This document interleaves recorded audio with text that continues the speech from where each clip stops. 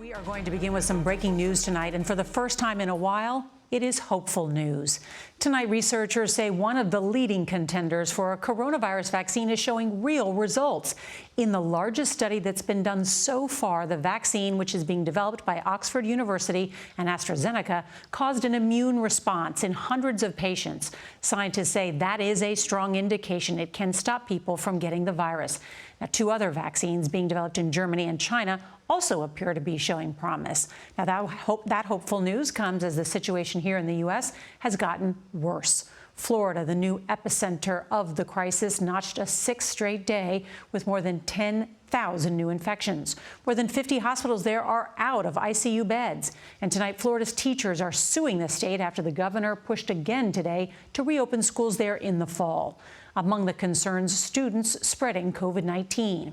New research out tonight shows children as young as 10 can give others the virus just as easily as adults.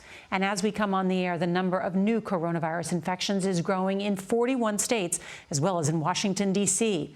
There are now more than 3.8 million confirmed infections in the U.S., and the virus has killed nearly 141,000 people nationwide. Well, there's a lot of reporting to get to tonight, and our team of correspondents is covering it all. CBS's Charlie D'Agata is going to lead off our coverage from Oxford, where researchers are optimistic. Good evening, Charlie. Nora, reason to be hopeful here in Oxford tonight. One of the largest human trials in the world has proven two things. It's safe, and at this stage, it works. It's important to note here that does not guarantee protection for everybody. That's going to take some more research. But the woman in charge of that research told us tonight she believes immunity should last for more than a year. It's rock-solid evidence that proves why the World Health Organization calls the Oxford vaccine the world's most advanced candidate. A peer-reviewed study in today's Lancet Medical Journal found that trials on more than 1,000 people triggered a strong immune response, provided protection for at least 2 months, caused zero side effects apart from fatigue and headaches. Professor Sarah Gilbert heads up the team at Oxford.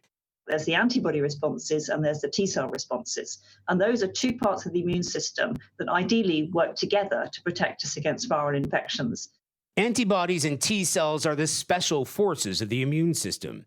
Antibodies detect a virus and neutralize it.